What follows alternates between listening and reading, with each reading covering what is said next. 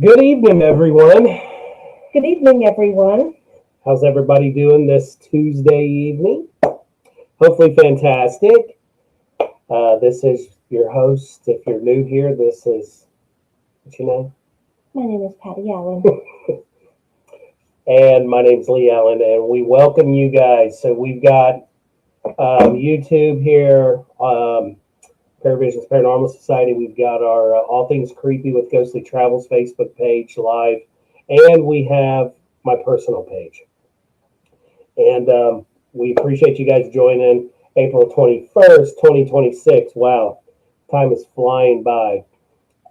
Tonight's we have a special guest, Jennifer Shortridge with 222 Paranormal Podcast. I'll get more into detail here in a few minutes. But we appreciate you guys joining us, and let's just talk creepy, right? Let's do it. Let's do it. Has anybody got any cool stuff going on lately? We couldn't make it to the last Entity Explorers event. Work duties called, so that trumped all that. But we will be back at it next month, so stay tuned. Paravisions, we're pretty much low key right now. Haven't had much going on, but that can change anytime. Jake, how's it going, buddy? What's up, Jay? How are you, my friend? Yeah, unfortunately, our friend's home 101 had to be canceled, but we will be there in June. Had to be canceled because I'm going to be honest, and I'm going to put them out. I'm going to front them. People don't know how to market. And when I'm talking, when people work at the Museum of the Friends Home, what really irks me, because I've been dealing with them now for over 20 years, it really gets under my skin that they don't know how to market the events that they have coming in, because you can tell I'm a little irate about it, and I'm just going to spill it. Hi, Kyle. Hey, Kyle. Yeah, they market. They've got people that do Facebook. They got people that markets their events. So they market really well the other events, but they don't market this one, which brings them a lot more money than any of their other events. So tell me who's got their shit in order. Well, and unfortunately,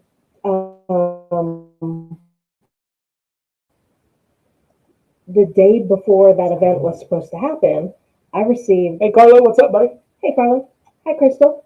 The day before that event was supposed to take place, I received a Facebook message from a regular attendee about it, who was extremely disappointed to learn that it was canceled. But we should expect to see her and her father in June. So I didn't explain why it was canceled. Well, I think I might have. I think I just said that, no one else had signed up. Well, they would have if they would have marketed it right. And you know what? It's just hurting them. It's not hurting me. And, Taylor really only knows about it because she follows our pages. Mm-hmm. And you had shared it. I had shared it. So that's how she knew about it in the first place. But right. Anyway, yeah. So people, market your stuff. Yeah, and that's the thing, too. Let's just talk about it while we're on the topic of marketing your stuff. And this goes for whatever you want to call them, cons, paracons, events. Hi, Lacey. Hold on. Oh, God. Jake, Kyle beat you. Hey, Lacey. It's okay to market it on your Facebook pages, make events, but what really sucks is when you make an event and you get there and it's the same people. You want the community, wherever you're at making this event, you want your community involved, right? Because you want it to be bigger and better for next year. 100%. Bianca, hello. Hey, Bianca. Yo. Plus, you want your attendees to visit the community. Right. Go buy coffee at the local coffee shop, or go have that hometown pizza. It works both ways. It does.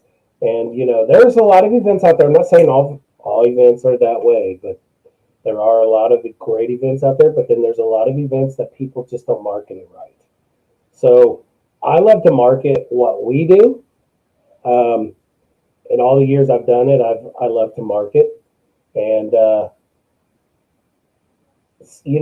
when I don't have control of it, and I just like to keep my hands on the wheel. I like to be in charge of the driving, and I'm not in charge of the driving when it comes to the Friends Home Museum. So no, and neither am I.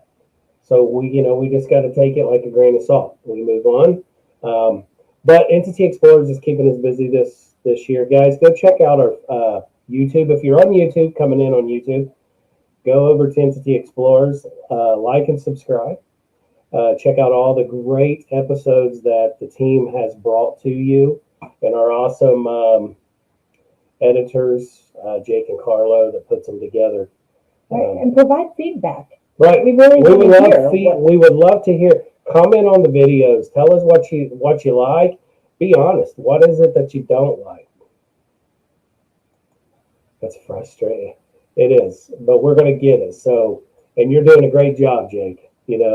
For somebody that says I'm new at this, but you're doing a fantastic job. And so it is great. And I want to be honest that lately I have been pushing and thinking about paranormal. Where do I stand in the paranormal? Because I'm getting past the point of using paranormal equipment, because I'm going to focus more the rest of this year. I'm going to focus more on my ability, and my ability is getting stronger and stronger as I investigate, not just investigate, but when I'm out in the society, in the community, work, it's picking up more and more and more. So you're going to see a lot more of that from me. But also, I want to use the equipment to back up what I pick up, right? Absolutely. So that's some new things coming. And I don't market myself out there as like a medium, a psychic, an empath, whatever you want to call them.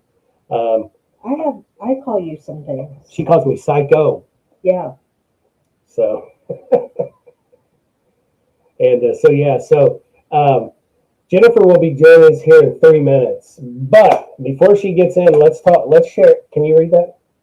Yes. Or do you need me to zoom in? No, I can read. I can read that. Okay. Let's share her. This is a short bio that she sent me. Okay. Do you want it word for word, or you want me to summarize?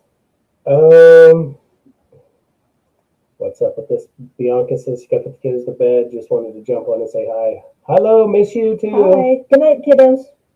She says the same about me. Yeah. See, we know. We know. Yeah. Now go ahead and read what she's got, because it's not really long. Okay.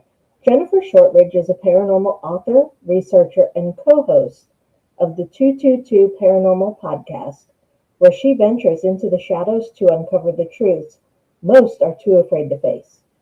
Based in Toledo, Ohio, Jennifer has built a reputation for exploring the haunted, the cursed, and the unexplained through her chilling body of work, including the cat caught my eye.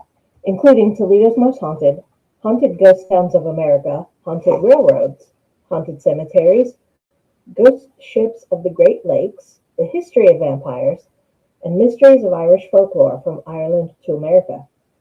Her writing doesn't just tell stories, it opens doors. From restless spirits lingering in forgotten places to ancient legends that refuse to die, Jennifer pulls readers into worlds where history and the supernatural collide. Each page invites you to question what you believe, Roger, and what may be watching from the other side. Beyond the paranormal, Jennifer is also the author of Money Does Talk, Are You Ready to Listen? And Financially Stupid, blending real-world insight with a deeper exploration of energy, intention, and manifestation. With over 25 years of professional experience in business and accounts receivable, Jennifer balances logic with the unknown, but she'll be the first to tell you not everything can be explained, because some stories aren't just told, they're experienced. Right. It's true. That is true. And when I read that, I was like, yeah, it's a great little short bio. We run into them quite often when we're at events. Like Patty said, they're based out of Toledo. And so she should be here any second. And I see that she is backstage. So, ready for Sure. you guys Is everybody ready listening? Are you guys ready to? Let me see in the chat. Are you guys ready, Jennifer? Come on to the show. Just a yes. Let's just bring her in. Go ahead. Good evening. How are you? I'm great. How you guys doing? There it is. We're doing fantastic. How about you? Doing great. Everything's good. What's happening? Yeah, we've got a little bit of a delay. Okay. Okay, Kyle's ready. All right. Well, thank you for joining us tonight. Patty just had read your bio, and I thought it would be perfect. And then right as she completed, you came in. So I was like, "This is great." So perfect timing. Tell us a little bit about you, Jennifer. What got you into, let's say, paranormal? So I'm out of Ohio. If anybody is watching from Ohio, I have been paranormal investigating for over 25 years, probably a little bit longer, but I won't age myself. I have always had this fascination for the paranormal ever since I was a little kid. So my dad, when he was a young man, had a UFO encounter, and that started his journey of just this quest to understand the unexplained. So he would take me along with him to the library, and back in those days, and I was born in the 1900s. I'm old. Right. Sorry, guys, we got a little delay.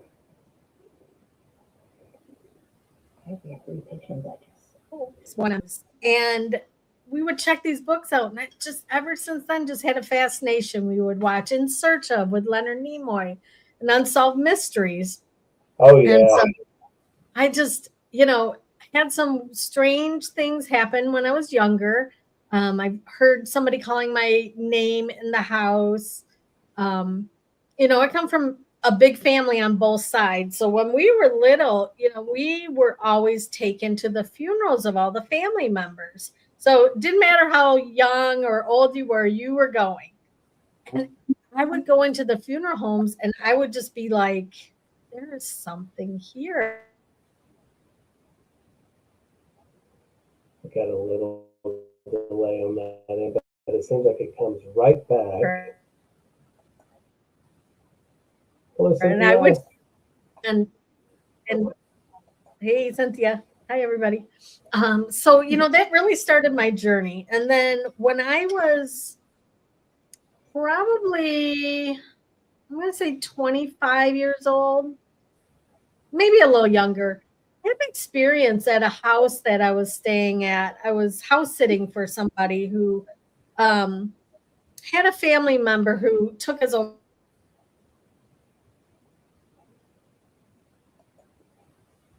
UFO got her, Roger said. I was waiting for him when she said, yeah. Life. So I heard something so strange. I heard the cats in the house were screaming, and I've heard cats fighting. We all have, but this was something different. And I heard the loudest, darkest growl that said, "Get out." And I got up and I got out. I didn't even have any shoes or nothing on my feet. Ran out of the So yeah, it was just, I gotta take my glasses off so I can see you guys.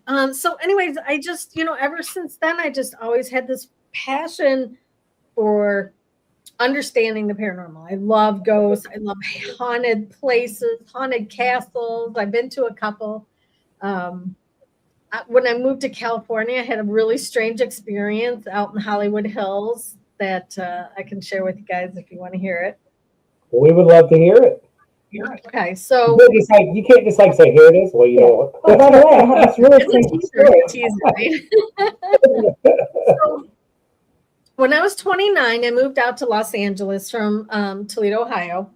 I just felt like I wasn't meant to be in Ohio anymore. I'm like, I'm moving to California, I'm moving to Hollywood. I didn't know what I was going to do. I didn't have a job or anything. So I get out there and I found a job, and I was working in the Hollywood and Highland project in the El Capitan Theater, which is famously haunted, along right next to the Roosevelt.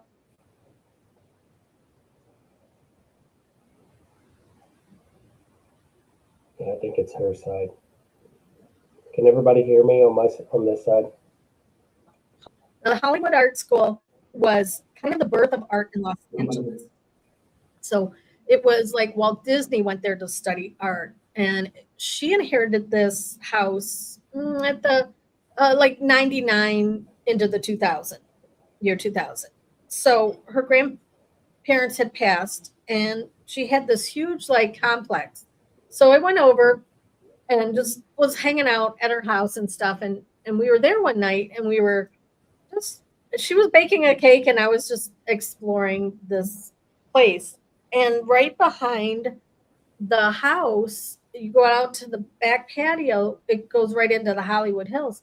And we were out there one night, and we heard something in the bushes, and we looked, and two glowing red eyes were staring at us, and it was the scariest thing I ever seen. Was it really high in the trees, or was it low on the ground, or? It was on the side of the hill, and it was like eye level. Like I'm 4'10", and so it was kind of like eye level with me. So I don't know if it was sitting on something on the hills, or if it was just lurking. I'm not sure. So that was a really, really strange experience. I also, I'm trying to think the other thing that happened when I was out there. Now, at that time, Jennifer, did you, when you saw the red eyes, did you feel anything at that time? Like, this is not good, or? Yeah, it was very much like a fight or flight type thing. Like, we got to get out of here. So we like ran back in the house. We shut the patio doors. We locked all the doors, and we stayed in the rest of the night. Later on, the next day, we went out there and looked around, and there was nothing out there. No, like, maybe we thought maybe it was a homeless person or something, but there wasn't. It was just these red glowing eyes, which was really, really strange. And the funny thing is, kind of a full circle moment, is that when I went out there, I got the opportunity to work for Robert Stack, who was the host of Unsolved Mysteries. I did a little work with his wife with their memorabilia for the Hollywood and Highland. They had like a museum. It was Debbie Reynolds' museum. She had tons of memorabilia. But isn't that funny? Because I love that show. And then I got to meet him and his wife and do some work for them. So it was great. Crystal asked, did you ever go to BK, to Hollywood, to that? Oh, go back to Hollywood to that house. I'm sorry. I read in the J. You're thinking about Burger King. I'm thinking Burger King or British Knights.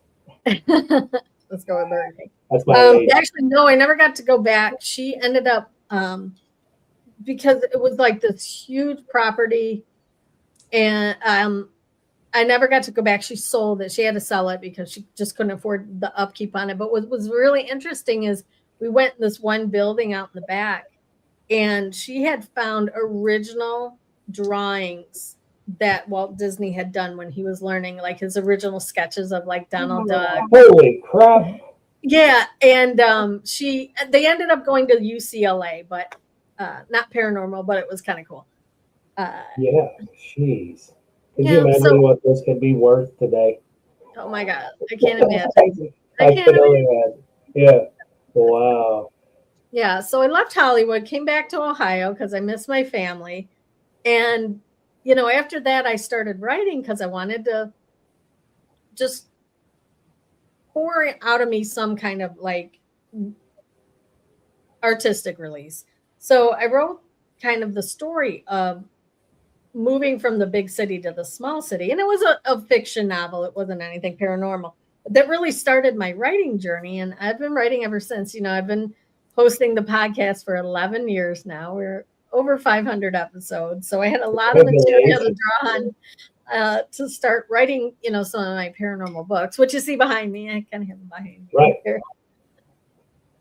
Congratulations on the podcast for being, having it running so long. 500 Thank you. episodes. Yeah, That's a lot of episodes, it is. You guys got to catch up with me. Yeah, dedication. Yeah. So are all of your paranormal books fictional? They're all nonfiction. I do have one fictional book that I'm working on. It's a Bigfoot story.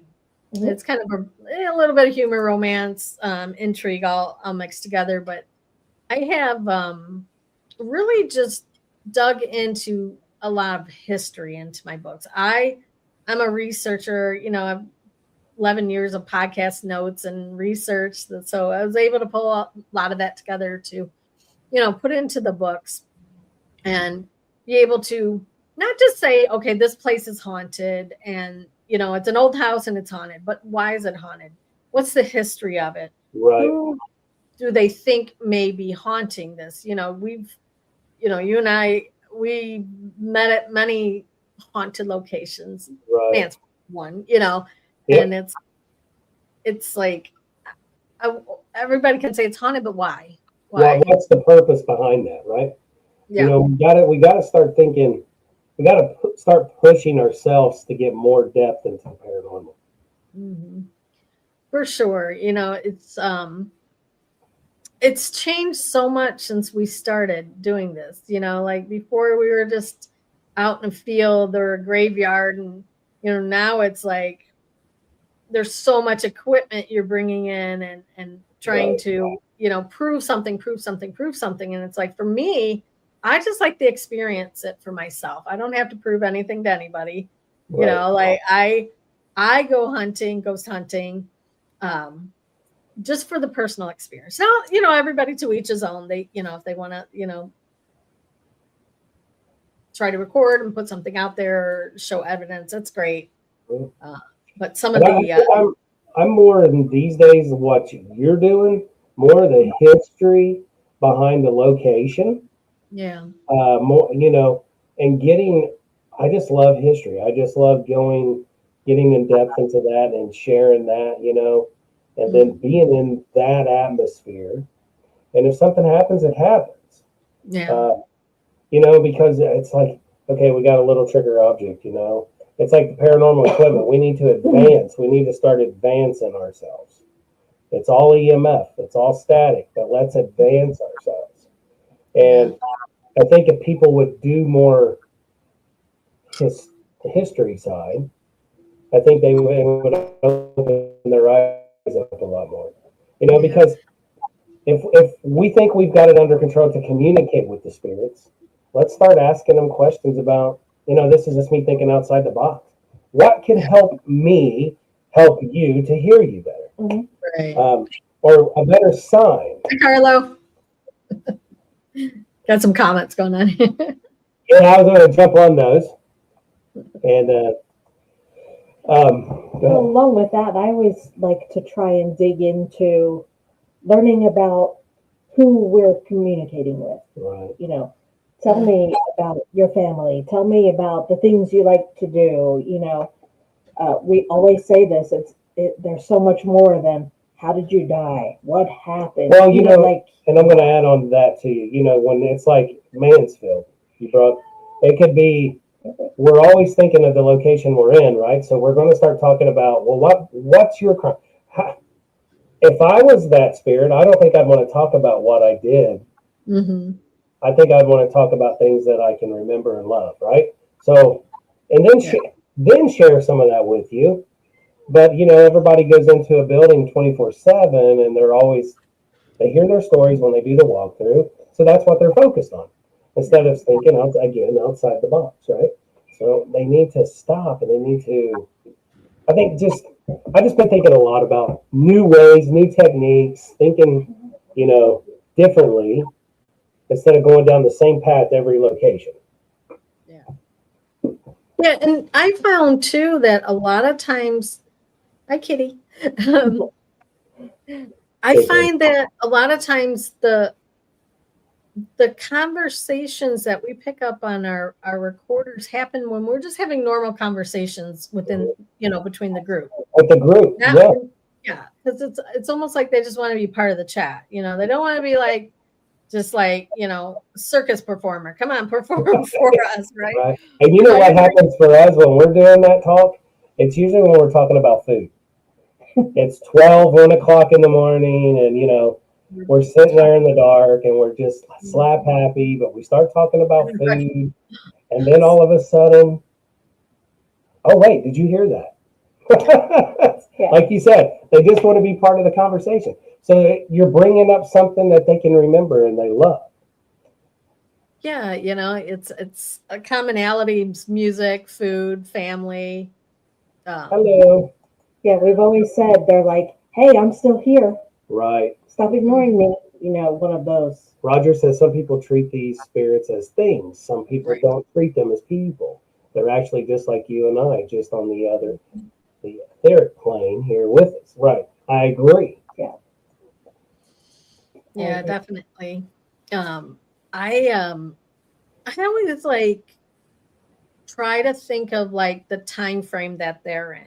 Because Right. they're not going to know some, you know, if you're talking spirit from 100 years ago, they're not going to understand some of the references and the No. vernacular that you're using. So, you know, I just try to think about that as, you know, a form of communication. Or I like to play music a lot. Like if I'm investigating, I'll find the music from the time era of, you know, when I think those spirits were living, because Right. that will, I always find that music attracts Oh yeah. the spirits. I had this one time, it wasn't really music driven, but I was at the old St. Joseph's Hospital in Lorain, Ohio. And I was with like 4 ladies and our guide, Marty Hoover, who's was a great investigator. We were in the labor and delivery ward. And it's kind of like a long hallway. And there had been reports of a doctor being seen in this hallway. He had been there for many, many, many years, you know, probably had his whole career there. He was an OB doctor, delivered babies. So I'm like, well, I'm going to play a newborn baby cry and see if that triggers anything. And I'm not kidding you. When I started playing that, this white mist started coming down the aisle. And as it got closer and closer and closer to us, it developed into a white lab coat. And then this apparition of a doctor just went right into the delivery room. See, it was the coolest thing I ever saw. It was so amazing. But you brought back something, you know? It was like bait. And it was funny because we like to play music. Yeah, definitely. That right there is what, you know, even though, you know, you've done it for so long, but when you see it and experience something like that, that is like, wow. You know, and you know, it's like when you're holding the camera, where's the camera facing? Usually facing behind you because you got your hand down. But you're just like so fascinated what you saw, what you experienced. And, you know, now it's like, okay, we're onto something. This guy came here. He heard a baby. So, you know, he's running to the labor room, right? He's got to get in there. So that's so cool. And like I can't remember if it was 4 hours before or 4 hours after that, we captured a baby crying on an EVP in that same area, which was so interesting. Right. And then right after that, there's a room behind us, and we heard the loudest, like, just noises, like something like pounding down the thing. And I'm like, okay, I'm going in. I'm going to be brave, you know, because everybody's like, yeah, right. It was so loud. And I was like, something's banging on a pipe or something. I'm like, I'm going in. So I walk in, and I see these 2 glowing eyes staring at me. Oh, wow. It was a raccoon. I think I would have ran. I'm like, debunked. Because, you know, this one and Carlo are scared of bats. I know. I was with him at West Virginia Penitentiary. The bats were like swooping over. Oh, that's right. That's right. He was saying. So, Carlo and this one bought bat suits. Well, bee suits. Technically, Carlo bought it, and then Yeah. I saw it, and I was like, heck yes, I want one of those.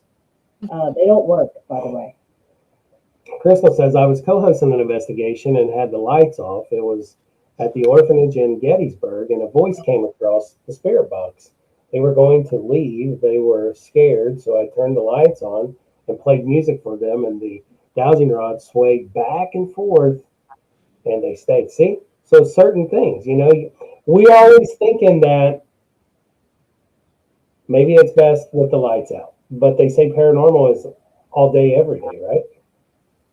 Well, Right. we showed up to Mansfield at like 9:00 in the morning to set up for a convention the first year we were there, and we had activity at 9:00 in the morning. We were Yeah. kind of, feeling it out and walking around, and went down in solitary, and weird feelings, noises. Now we Chills. we were at Moundsville, West Virginia Penitentiary, and we were there with a bunch of people, and there was like 4 of us. We were in the infirmary, and one of the guys wanted to lay on the X-ray table, so we go in that room. We put him in there. I was like, "Yeah, go do that." So he's in there, and we're all in the hallway, and he comes out, and he's just telling us about his experience. Well, I had the paranormal music box sitting down the hall, and then in between that and us, I had the REM pod, and we're looking at him because he's saying, "Yeah, I just started feeling weird before I got up, so that's why I wanted to get up and get out of that room because you guys left me in there." And it sounded like, remember this shares our age. When we went to school, we had wood hall passes that we had to take to the restroom with us. And it sounded like someone dropped one of those 10 feet in front of us. It made the noise a couple times, and then all of a sudden the paranormal music box goes off, the REM pod goes off, and we had recorders on, and we all like went against the wall, like we felt like someone was charging us. And we go back to hear the recorders, and it was like somebody poured cold water over us because we're like, whoa, what was it? Whoa, what was that? It was the ultimate, like, right. Yeah. So of course we're like, after we collect our thoughts, we're like, let's go figure out what fell. So we go back that way, nothing. We go into the rooms. There was nothing that fell. Nothing. Was it something that, I don't know, was it after us? Because, the story is that's where, the 2 leaders of the gangs had went. They were in there, and they were, I don't know if they were calling it quits on the fighting or if they were going to kill each other, but was it one of them? We don't know. Personally, I feel like, because we were heading down this one hallway, right, and I feel like it was something like, don't come any closer. This is where you stop. That's what I think. Roger, this is Roger. He says, I've gotten good EVPs in the middle of the afternoon. I've seen shadows and mists in the middle of the day. Yeah, it's like, but here's the majority of people. We close our peripherals, right? We want to just look straight. We're too busy. We're in a fast-paced world now. We don't stop. We don't go. Lately at work, I have been sensing that I feel this man like going around certain hallway. And so today, everybody in work knows that I do paranormal. So our project coordinator, she comes up and she goes, I got to talk to you about something. And I'm like, yeah. She goes, this is weird. Can we step in the conference room? Because I freak out. She said, every morning about 8 o'clock, I go down this hallway and I feel a man. And I'm like, what you talking about, Willis? and I was like, come here. Man, let me in. Yeah. So then she follows me, and I was talking to a guy, and I said, what did I just tell you about that ghost? And she goes, you said you feel a guy over. And I said, April, what did you just say? And I was like, oh, you're giving me goosebumps. I said, I'm going to have to come into work and investigate the building. It's like, yeah, because, it's when you least expect it. Wait a second. Where's Patty's big comfy chair? Yeah, I have Lee's hand-me-downs because I'm neglected and like the redheaded stepchild around here. She is full of crap. Jennifer, do not listen to her. The chair she's sitting. Happy wife, happy life. Yes, and Thank she you. and Thank she you. is because we just. You want me to share this? Carry on. Okay. Our son, he's in Austria, married, and he lives in Vienna. And she took his room, had a painter come in and paint it, and now that room is her crochet room. I love it. So 2 offices. I'm like, come on now. I do not have 2 offices. We are not sitting in my office. No, we're in mine. All I have in here is 2 bookcases and a desk. That's it. Well, you still have a majority of it. Whatever. Well, What I did have an Kyle office. say? That's him. So Sorry, Jennifer, what was that? excuse me. So when I first moved into this house, this house is 100 years old that I live in now. I've been here 20 years. I had set up an office in the basement. Excuse me. And so I had my computer down there, and I was babysitting my 3-year-old niece at the time, or great niece at the time. And I had her downstairs, and she was sitting on my lap, and we're watching Sesame Street videos. And she gets off my lap, like squirms off my lap, and goes into the other room where like the furnace and the hot water tank is. And she's looking at the corner, and she's pointing, and she's going, Grandpa, Grandpa. And there was nothing there. And I'm telling you, wow. I've got the chills right now just thinking about that story. But I've had the strangest things. I mean, interesting things. I heard whistling in the house for many years. And my dad was a whistler. And yeah, I think Joe mentioned that when we had him on the show. Yeah, because Joe mentioned some of the stuff that happens at your house. Mm-hmm. Yeah. So my mom and I were sitting at the dining room table, and we heard whistling, and she goes, "Oh, your dad's here." And I was like, "Mom, Dad doesn't drive anymore." And she's like, "What?" I'm like, "This is what I hear in this house all the time." Yeah. So it's just, there's been so much activity in this house. Wow. I can't even explain. Like, and it comes in like waves. Like, right after my boyfriend and my dad they both died from cancer 6 months apart. I saw both of them standing in my back room multiple times, and it was like, it was comforting, but it's also a little frightening at the same time, because like wake up in the middle of the night and you hear a voice, or a lot of times I walk in, I open the door, and I hear a woman's voice, and it's usually like 1 or 2 words, and I can't really make it out. And I have a lot on both sides of my house. So I don't have neighbors right next to my house or right up. And it's a brick house, so it's really solid. It's very quiet in here. But we've had I've had strange things. I woke up and saw like something standing over me, shadow figures. I've had full body apparition of my neighbor who died in this house. She showed up after she passed away. Scared the Jesus out of me. I'm just like, I don't know if it's the house itself or if it's. Now, did you say your neighbor passed away in the house? Did she live there at one time, or was she just there visiting? Or she lived across the street, and it was interesting because she was like 94 years old, and she didn't really ever have a conversation with her, but I always waved. And one time she came over.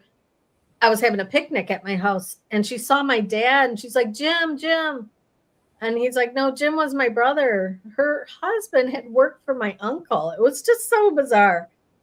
And so, just had a small conversation with her. And then Joe and I had been traveling, like we were doing like just a boatload of conventions that year. And so she passed away in September. And when she appeared, it was December. Oh, wow. Just because we were just traveling, we were gone. I didn't realize she had passed away. because it wasn't unusual for me to just be coming and going and, not keeping up with what's going on in the neighborhood. Right. But what's interesting, after she passed and she showed up, the house sat empty for 2 years, and then this couple bought it. And one day she saw my sticker on my car and my paranormal sticker on my car. And she walked over and she's like, "Do you do that paranormal stuff?" And I'm like, "Yeah." I go, "Mrs. Hall's in your house." And then she's like, "Yeah." And she's driving me crazy. She's So she would set the creamer on the counter and she'd come back and it would be in the cupboard. Or she'd leave the cupboards open and walk in and all the cupboards would be shut. Yeah. Miss Hall, like, hey, you don't leave this a mess when you leave here. Right. Exactly. Right. I'm going to be the fussiest ghost. Let me tell you, when I die, I am messing with everybody. I'm jingling things in the middle of the night at them. Right. If anyone has air horns in your house when I pass away, be on alert. Oh, yeah. You. This one likes to get me with air horns in the past. In the past. That was years ago. Krista says, I hear a man's voice. Well, he ever says my name. But yeah, if it just says your name, that's a little like, whoa, hey. Yeah, a little startling. Yeah. Say something else, dude. Right. I always wanted to like record, like overnight when I'm sleeping, but I'm always afraid I'm going to, capture myself snoring, so I don't do it. That's what I'm afraid of. Yeah. I had to record one night because she didn't believe me that she snored. Uh-oh. So, you guys, I don't want a new dad. Don't get a fight. I already know I snore. I don't need to hear it. That's why I tell her I need to get not a ghost. No, not a ghost. So there was a time many years ago that we did run. We ran a video camera because I kept having these. Right, she was having some crazy dreams, like the sleep paralysis thing, where But I swear I was awake, and Lee would be right next to me on his phone as always, and I would be trying to get his attention and trying to talk. And I could hear myself like mumbling, but he heard nothing. He didn't see me moving. And then, of course, I, like everyone says, I would see a tall black figure come into the bedroom and hover over my body. And so we were running a camera, but we never captured anything. Never. Now that one of the nights she did that, I was sound asleep laying on my back and she laid facing me. And then it's like she was coming out of that. So like that person she said was holding her down and pushing her through the mattress. But she was coming out of it and it was like literally right in my ear. Ah! And I was like, oh my God, do you know how to kill me? Yeah, but that is a terrifying feeling to be unable to move or call for help or. Yeah, because I mean, you hear about those all the time. Those kind of stories. Yeah. Where it's like someone is like over you, holding you down, trapped you. You can't catch your breath. You can't scream. You hear other people in the other rooms, but you can't get their attention. That's scary. It is, especially when you live alone, because this happened to me several times. I had one time that I woke up and there was I'm not trying to be funny or, making this. It was like a clown, a scary, scary, scary clown thing over my bed. And I was frozen. I couldn't move. I started saying the Lord's Prayer, and I'm telling you that it dissipated, and then I was able to wake up. Thank goodness. Yeah, it was really, really frightening. I was like, never seen, I don't know if it was like sleep paralysis dream or if there was truly something, but it was not good. Oh, Roger, when he got his first digital recorder, he was surprised how much he actually talked to himself out loud. I never realized it until I heard myself on the. Yeah, you never know. I mean, we all do different things. Our body is still like moving. Or you wake up, because when I was a kid, I used to sleepwalk, and my sister, my brother-in-law that she's married to now, they were dating, and 9.5 years apart, and they woke me up. Well, I slowly woke up because they were freaking out. I was on the street. Oh, So they said I walked through the living room where they were watching a movie. I walked outside. They followed me, and I was down the street. And I'm like, what? I was like, you didn't want to get me? You didn't? You just let me walk outside? And they were like, well, you always hear don't wake somebody up if they're sleepwalking. And I don't know why, but I don't know why either. well, you wonder if, like, some of these missing 411 cases or people that go missing, if that has something to do with it. Maybe they just absolutely, it's how scary. Right. Disappear. And my mom found me one time on my dresser, like literally standing on top of my dresser. I'm like, this is when I was like 6 or 7. I'm like, what? Superman to beat your ass. No, my mom said when because this was a night that we watched Friday the 13th. Uh-oh. And I must have been having nightmares because I was up in there, but I was not facing the corner. I was facing like the room. But she said, my sister said that she heard the noises like I was in my dresser. But what I did is I pulled my drawers out to climb up onto the top of the dresser. And when my mom came, she said it was creepy because I saw your shadow, but when I turned the light on, she says, I just freaked out. Yeah. That's crazy.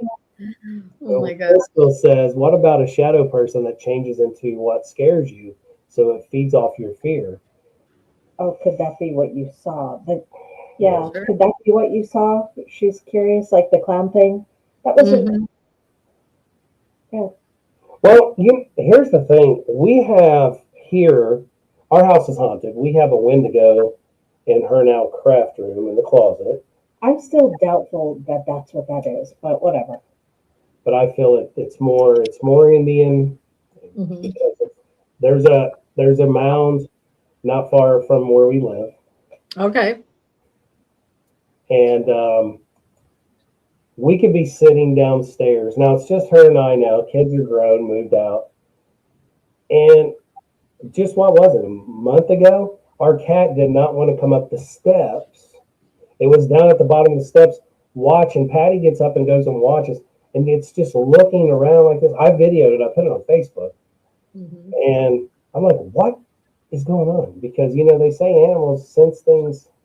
And then it was a few months prior, we're watching him show, and we just heard like 2 kids up here just playing, running all around the house. Yeah. And I'm like, okay. Yeah. Or what creeps you out is where we're sitting, but it was different setup. It was the night after we done an investigation. We're going over our audio, and we both have our headphones on, noise canceling on, and we're just into getting this audio done to go through it. And we both heard a little girl. Didn't she giggle? Mm-hmm. Right in between us, and we both look up and at each other like, I was like, did you hear that? Yeah. Oh my gosh. I was like, because if you heard it, I heard it. It wasn't through their headphones, right? Mm-hmm. It was that was creepy. So when you least expect it, I think is when it's like, wow. So I was going to ask you about so your books. You've got all kinds. Yeah. You've got Okay. And I want to ask you, what is your favorite ones to write? What are you more intrigued in? I've written a lot about the history of Ohio. I think, one of them that I just kind of just touches my spirit is the ghosts of the Underground Railroad. I found out so much Ohio history that I love history, but when I started digging into this book and some of the stories and the history of the Underground Railroad as it comes through, and then finding out a lot of these like manor houses or mansions or just homesteads, I guess you call them, that still exist, and they're few and far between. We're losing a lot of these historic places. Yes, we are. Have haunted history, or ghosts of the slaves, the people that housed them, that helped them. They call them conductors. because they were helping the people come up from the South through Ohio into Michigan and, eventually into Canada for freedom. It's really, really interesting. There's a lot of haunted history around the actual railroads, because they would, follow those trails in the middle of the night. And railroads were so dangerous in those times because, there was no safety. Things could have fallen off. Right. You get too close to a train that's going fast, it will suck you under. A lot of people got their heads chopped off, not to be graphic or anything, but it was just really interesting how the Underground Railroad tied in with the real railroads. Right. Many, haunted railroad disasters in Ohio. We could go on, but just going back to the ghosts of the Underground Railroad, there's a lot of these historic places that are little museums now. They were usually abolitionists who were like prominent in the city and rich, and they would create, hiding spots. Like the one here in Ohio, right by my house in Sylvania, Ohio, they had a kitchen and then a fake kitchen in front of that. So the people would come in, they would move the actual like fireplace. The slaves would come in, so they would have a place to cook, a place to sleep, somewhere to recharge, and not be found. So if somebody would come in, looking for them, Right. They wouldn't be detected. It looked like a real solid fireplace, but it wasn't, which was amazing. It's amazing, and then the history, like that particular place, they've heard, chains rattling, voices singing, the hymns that slaves would sing had hidden messages in them. So they would be able to tell, okay, tonight, it's safe to go tonight and go, down by the river and by the moonlight or whatever it was. I won't sing because, probably scare your cat. Maybe next time. Well,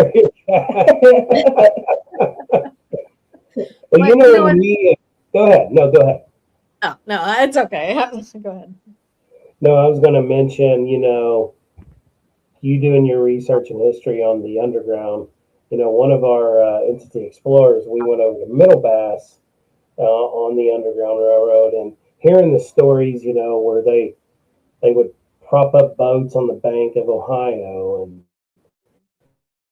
they would go out, now that being, so many and young, getting in these boats that they didn't know, but they trusted them, and then go to these islands until they can make it to Canada. If they made it there, they're thinking they're almost there. Going into that house, we investigated the oldest standing house on Middle Bass Island. It was sad, because sometimes when we investigate, I just feel like if you could just like touch the wall of the location you're in and just take you back to that time, that would be super cool. But it's so sad to hear, this stuff, and only a percentage made it. And then you got all these bounty hunters chasing them down. Or that show we watched on Netflix, that was 12 Years a Slave. 12 Years a Slave. Could you imagine being free and then trusting these people to go south and then get captured again for 12 years as a slave? Yeah. And technically, he trusted them and he went to Washington, D.C., which doesn't feel very south to me, but still, close enough that... That's where he went. Then they took him to New Orleans. Got him all drunked up and kidnapped him. But and then good old Brad Pitt had to save him. Have you been down this way to the Freedom Center in Cincinnati?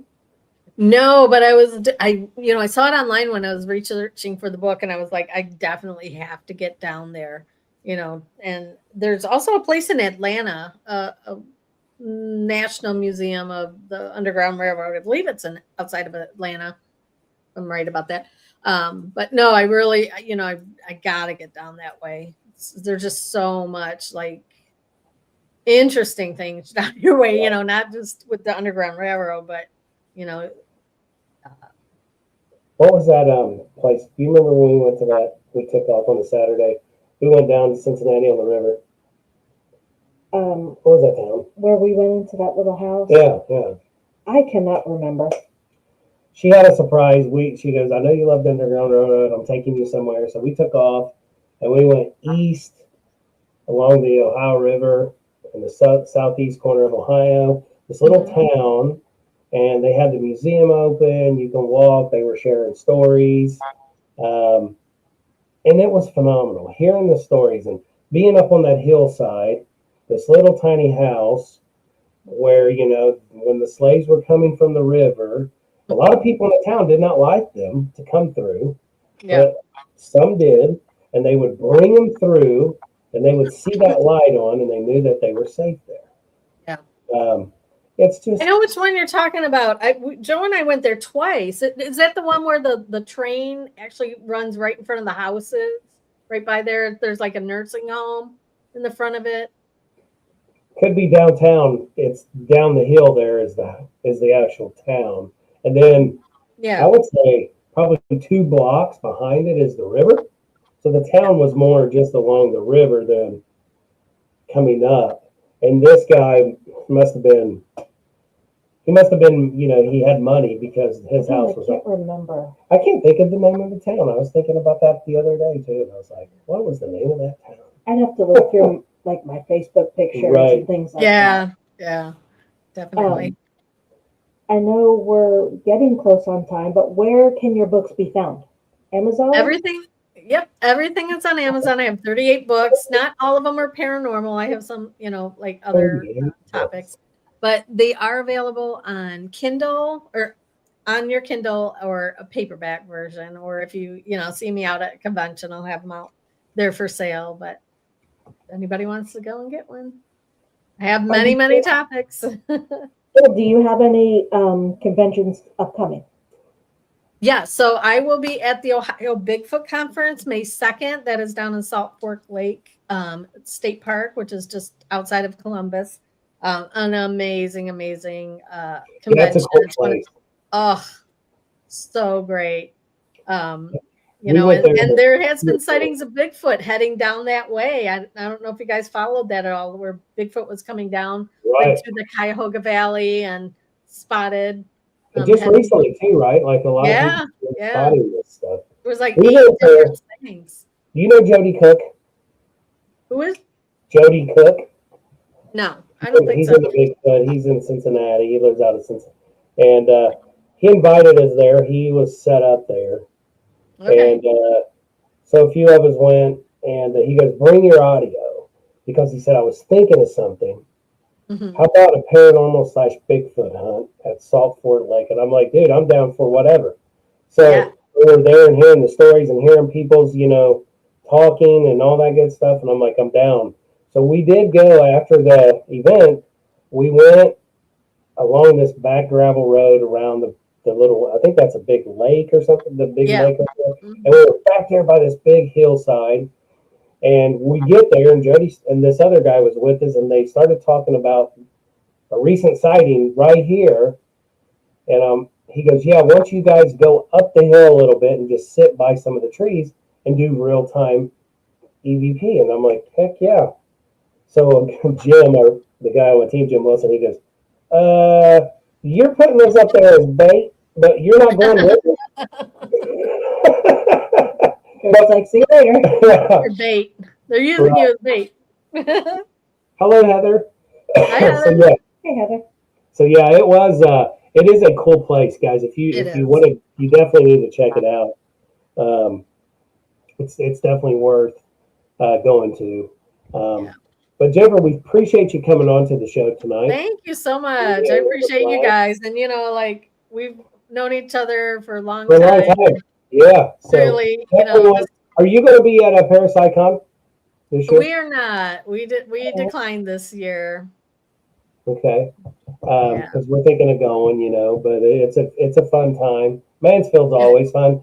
Patty and I went with Kyle and his girlfriend, to Mansfield, they have escape rooms now. Oh yeah, I saw Yes, that. was it? Yeah, and we did the hardest one, and oh, you guys, if you want to go check out escape room, you got to go to Mansfield, the coolest building with an awesome escape room. You got to check it out. We had a blast. You know, you get an hour, and the guy gets us in there, and we go over things, but he goes, "Oh, you got to go through 4 rooms," and I think we only hit 2. Yeah. Yeah. But it was so much fun. But yeah, very challenging. Very challenging, but fun. Oh, look at that. There's another Bigfoot guy. Right here. Oh, okay. Okay. We'll have to look him up, Crystal. Absolutely, because we're going to get some of those people on to the show. And guys, go check out 222 Paranormal Podcast because I've got their sticker on my gearboxes. Remember when you gave me the stickers? I slapped them right on my gearbox. Awesome. That's great. But I really appreciate you guys and all that you do. And, I love your style investigating. And I know that you're always respectful to spirits, which I appreciate. And hopefully we can do a investigation together soon. Collab. Yeah, let's collab on an investigation. We can make something happen. Thanks, guys. I really appreciate it. Well, you have a good night. And thank you so much for coming on. And thanks for everybody in the comments. Appreciate you guys. And keep doing what you're doing. Stay spooky. All right. Absolutely. You too. Have a good night. Later. All right. Yeah, I'll definitely be checking out Amazon after payday for because I'm fascinated by Underground Railroad stuff. Right, and guys, I didn't even know she had 38 books, but yeah, check her out, Jennifer Shortridge. We had her brother Joe on last year. God, time's flying. It is flying. And they're great people. I truly, truly enjoy them. I've known them too for a long time. And when I say a long time, I mean a long time because we're pioneers now, I guess. But guys, thank you so much for coming in tonight. Appreciate your support. If you're on our YouTube channel, please follow our YouTube, Paravisions Paranormal Society, where you'll get all of our podcasts and all upcoming events and just little shorts and reels that I make. Check out Entity Explorers on YouTube, please. That's where you see Patty and I as well. And again, thank you so much for your support because we love you, all of you. Appreciate you all being here. And what do we say? Always keep looking into the unknown. Have a good night, guys.